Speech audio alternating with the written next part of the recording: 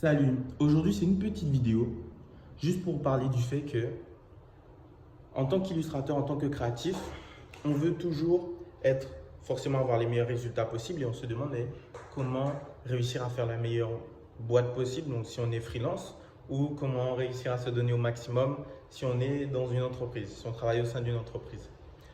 La vérité, c'est que peu importe ce que vous faites, peu importe le matériel que vous allez utiliser, peu importe les techniques que vous allez utiliser, peu importe tout ça, ce qui va vraiment compter pour augmenter votre niveau, ce qui va vraiment compter pour avoir du succès dans ce que vous faites, c'est votre niveau de développement personnel. Parce qu'en fait, vous voyez, il y a tout ce qu'on voit, tout ce qui est visible. Donc, comme je vous l'ai dit, les techniques que vous utilisez, le matériel que vous utilisez, ok, comment vous allez organiser votre plan de travail, toutes ces choses-là, même comment vous allez organiser votre temps. Mais il y a tout ce qui est invisible qu'on ne voit pas. C'est vrai, quand tu es en train de faire un dessin ou quand tu as une idée, ça se passe d'abord dans ta tête. Tout ça, on ne le voit pas. Ce qu'on va voir, c'est le résultat que tu es en train de faire sur la feuille. Et tout le monde va se fier à ça. Et on va dire, ah oui, lui, il est trop fort. Regarde comment il utilise son Canva. Regarde comment il fait ça. Ah ouais, il a du matériel trop incroyable et tout. Purée, t'as vu comment il dessine pendant longtemps, pendant 10 heures. Mais en fait, tout ça, ça vient de son esprit. Ok?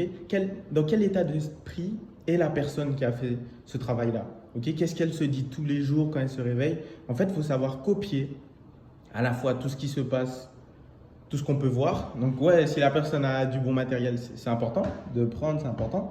Mais il va falloir aussi copier l'état d'esprit et toutes les choses qui sont invisibles, qu'on ne voit pas. Donc, gardez ça en tête.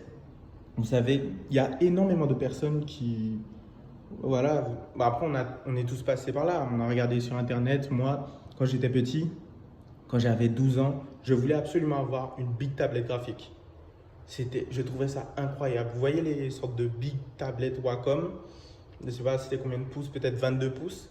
Je trouvais ça incroyable. Et je regardais des Asiatiques, donc des Japonais, qui dessinaient des sortes de mangas sur les tablettes graphiques. Et moi, je me disais, purée, si j'ai cette tablette-là, si j'ai cette tablette, je sais que je peux faire le même résultat avec un peu d'entraînement. Je suis sûr, c'est trop bien. Et moi, je n'avais pas la tablette, donc forcément, je me disais, quand j'aurai la tablette, etc. Et je me suis rendu compte après que donc j'ai eu plus de matos, ok.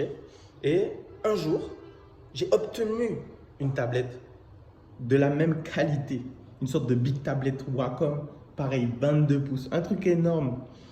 Et après, quand j'ai commencé à dessiner là-dessus, je me suis rendu compte que, je sais pas, ça donnait pas le même résultat. Ça donnait pas du tout le même résultat.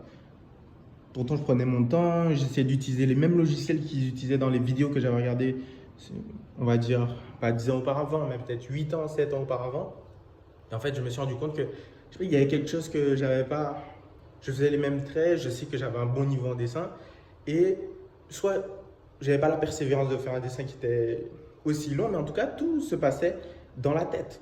J'étais devant ma tablette avec le même logiciel, avec les mêmes brushes, et même, je sais pas, même en vrai, même c'était le même temps que j'utilisais. J'avais peut-être 2 heures devant moi et j'arrivais pas au même résultat. Donc en fait, il y avait bien des choses que je voyais pas, mais qui s'appliquaient, qu'il fallait mettre en place, forcément. Et maintenant, depuis peu, je sais que en réalité, si vous voulez du succès, du résultat, dans peu importe la discipline, il faut copier forcément les aspects externes, tout ce qui est pratique, mais il faut aussi copier l'état d'esprit de la personne. Si vous voulez faire un énorme film comme Avatar 2 par exemple, mais on peut se dire, purée, moi si j'ai les caméras, les piscines, les acteurs, moi je fais le même film. Mais en fait, tout l'état d'esprit et peut-être la persévérance qu'a mis, et la volonté, toute la volonté qu'a mis le réalisateur pour faire le film, peut-être c'est vraiment incommensurable, peut-être que c'est 90% en fait de toute l'opération. Peut-être, ou peut-être que c'est que 50%, mais en tout cas, il faut savoir qu'est-ce qui se dit dans sa tête, c'est quoi son état d'esprit. Donc c'est super important. Donc voilà, petite vidéo pour dire que, attention, se concentrer aussi sur l'invisible, pas que sur le visible. Et on se retrouve très vite. C'était Ninago.